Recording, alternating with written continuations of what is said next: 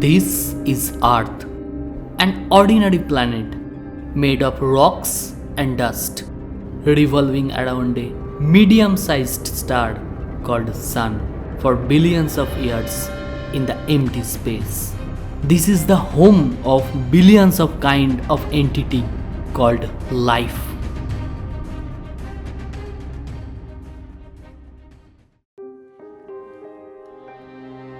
But how did this insignificant rocky planet become so significant to host life? Why did nature choose the earth to create an oasis in the middle of a barren desert of empty space? Is human being the most intelligent species out there? Or is there really someone else? We don't completely know those answers, but we are in the process of finding them. Join me for an exciting journey to explore those findings revealed by science. Be ready to be amazed.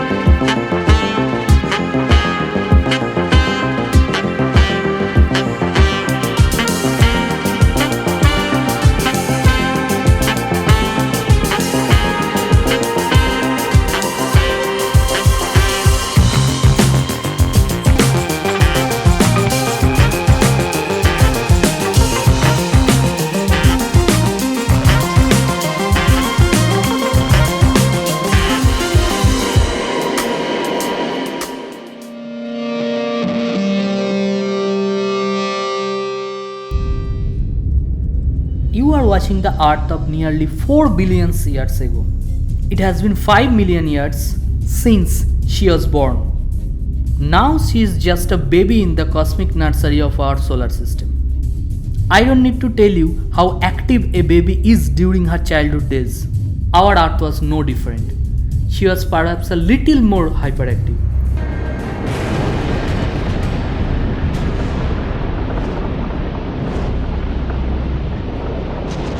You could then hardly recognize the Earth as your home. The planet was a ball of fire with molten rocks and dust. Solid rocks from space were constantly hitting Earth's surface. The volcanoes were much more active than today. A rock almost size of Mars hit the Earth. As a result, rocks and dust flew off to the space to form our moon. That huge shock made the lighter substances like carbon dioxide, water vapor, nitrogen free from the solid rocks to create a hostile atmosphere. When temperature dropped, the water vapor condensed and fell as a continuous torrential rain to create an unique ocean. The planet was too hostile for any form of life, but life was stubborn from the beginning. It flourished from that hill. Back then, the earth was filled with a gigantic acidic ocean. Playing with that acidic water, once Mother Nature created an inorganic alkaline pore in that acidic water. The pore was separated by a wall made of inorganic material. Now, to become a self-propelled entity, the alkaline pore needed to intact its wall. It had to be separated from the acidic water, otherwise it would decay in that ocean. So for this, you need food and energy. Now our Mother Nature needed to feed her newborn child. What did she do? She breastfed her baby with carbon dioxide and hydrogen.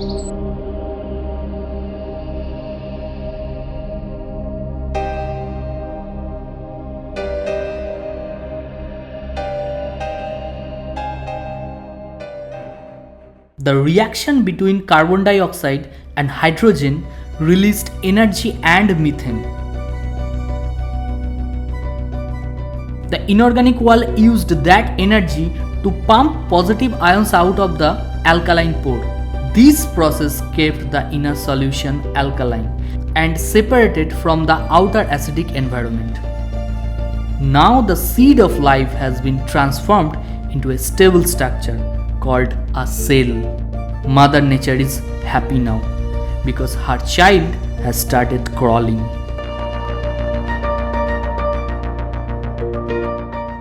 But unlike our mother, Mother Nature is very strict. She has different kind of parenting style. She has created so many hindrances in the path of life from time to time.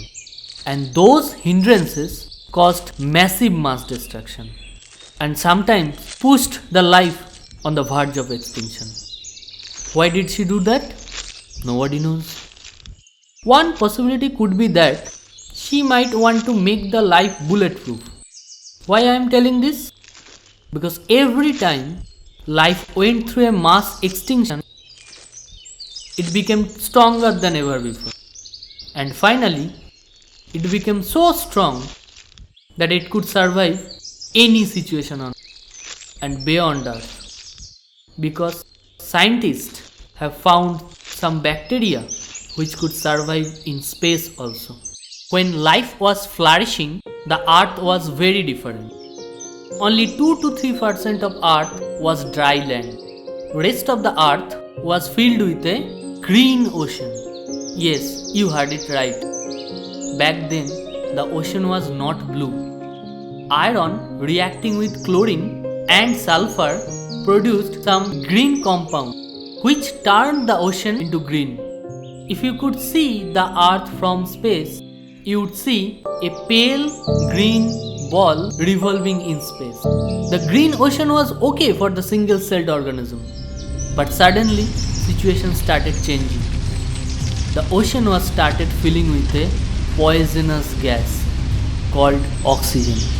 Yes, and that gas pushed most of the life on the verge of extinction.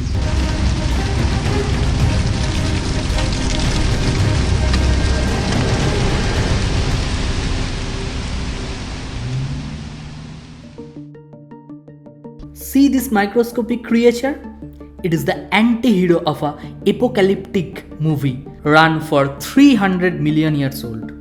Around 3.8 billion years ago, life was anaerobic. That means they did not need oxygen to breathe. Nature's genetic engineering then created one of the toughest organisms called cyanobacteria. They survived all of the mass extinctions that occurred after their arrival, and they still exist today. They have developed a new skill of producing food using carbon dioxide and sunlight and released oxygen as a waste product. Sounds very familiar because today all the green cells are doing the same thing to produce food. We call it photosynthesis. Within 20 crore years, these photosynthetic organisms filled the garden of ocean with abundance of oxygen. The rising level of oxygen acted as the poison for the organism who did not breathe it, just like carbon dioxide for us. The quantity of oxygen increased so much that it flew up the ocean to the atmosphere. For the first time in the history of Earth, the atmosphere got so much oxygen. Now the real problem started. You know, carbon dioxide has special skill. It can trap the heat from sunlight and keeps the atmosphere warm, just like a greenhouse. That's why it is called greenhouse gas.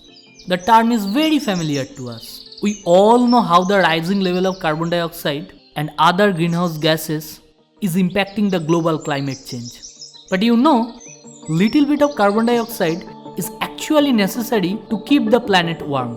Those cyanobacteria used most of the carbon dioxide, and that led to a reverse greenhouse effect.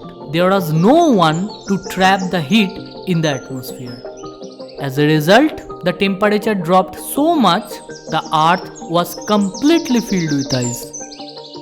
And that triggered a long ice age. The chemistry of earth has already been changed. the drastic climate change became the reason for the extinction of almost all the life on Earth. The cyanobacteria also became the victim of that climate change because they also did not use oxygen to breathe. They were just suffocated in their own waste. This event is known as the Great Oxygenation Catastrophe. It is hard to believe that how a tiny molecular change in the DNA of a bacteria can vanish almost entire population of Earth. That's nature for you. You can never predict her next move. She will always keep you on the edge of your seat. We all know the climax of this 300 million years old Ice Age movie. If all life forms were wiped out in that catastrophe, then I would not be here to tell you the story today. Gradually, the temperature increased and sunlight melted the ice to form the planet little habitable.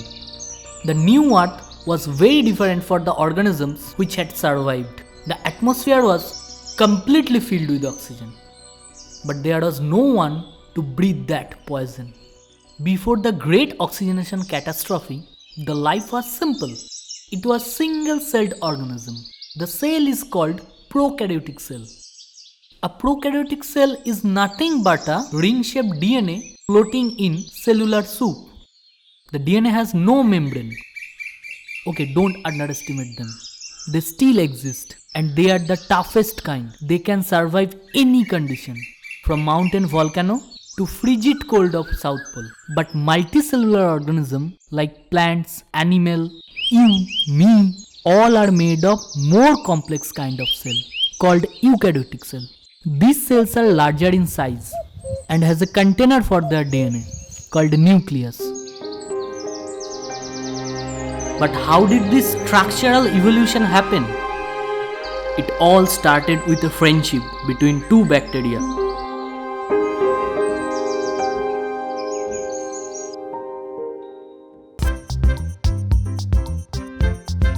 Can you see this little one? This is a bacteria called Rickettsia. It is going to spend some time with one of its prokaryote friends. Unfortunately, both of them have no room to hang out. So the host bacteria decided to eat the Rickettsia. And the guests don't mind to be eaten. Don't worry, it will be fine in the cytoplasmic soup of the host cell. That's the microbial friendship for you. This type of friendship where both the host and the guest organisms get benefited is biologically called symbiosis. We see symbiosis in nature every day. This is a woodpecker. When I was a child, I used to think that the woodpecker was hurting the tree while pecking. I think we all used to think like that in our childhood.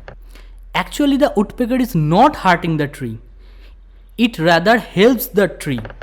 The bird is eating the insects like ants, wood boars, and bark lice which live in the bark of the tree. These insects harm the tree.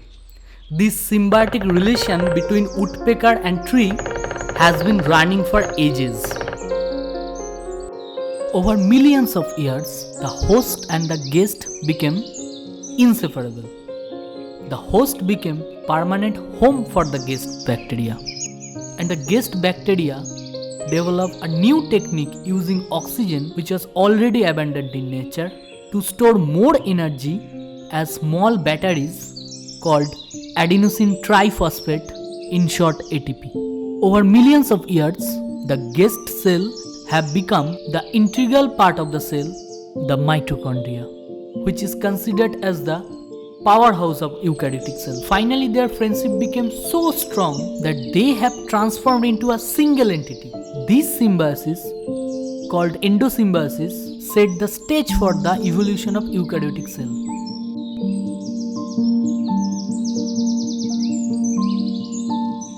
Now life has more energy in the form of ATP.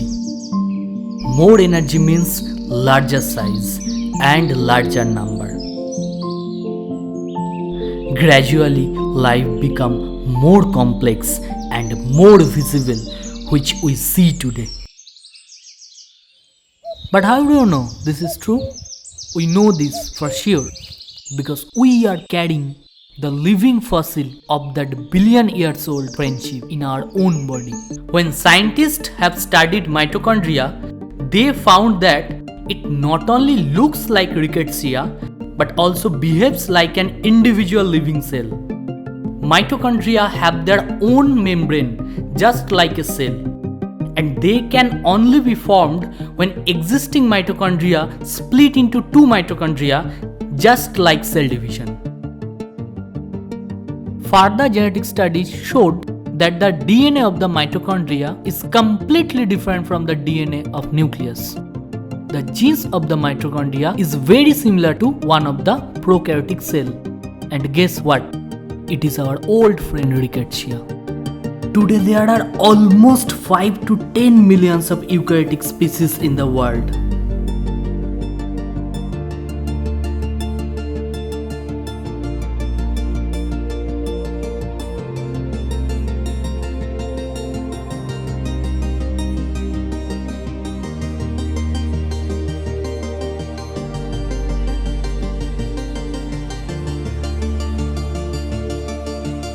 They varies in sizes.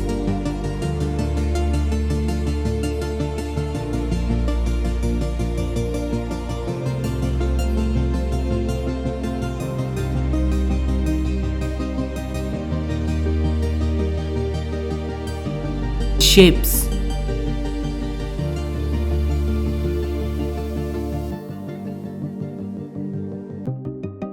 Colors.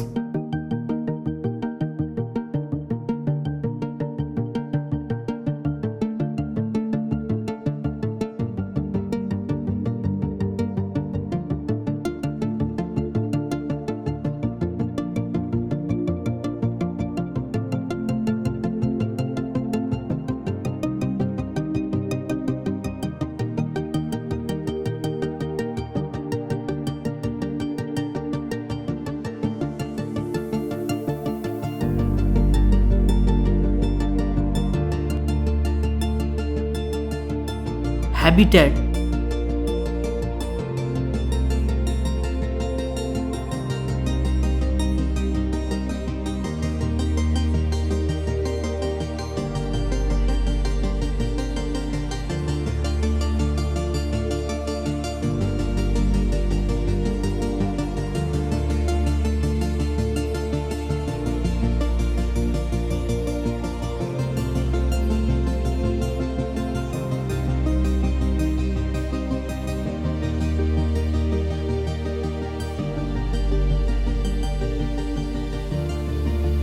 Food habits.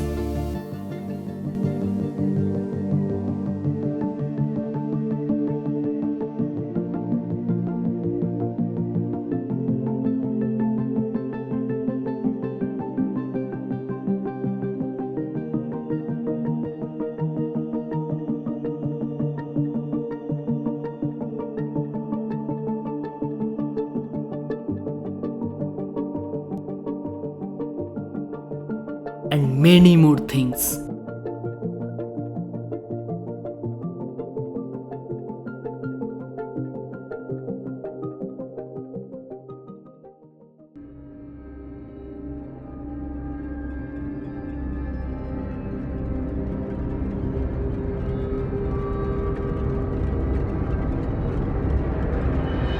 Every single species owes to that one friendship which started billions years ago.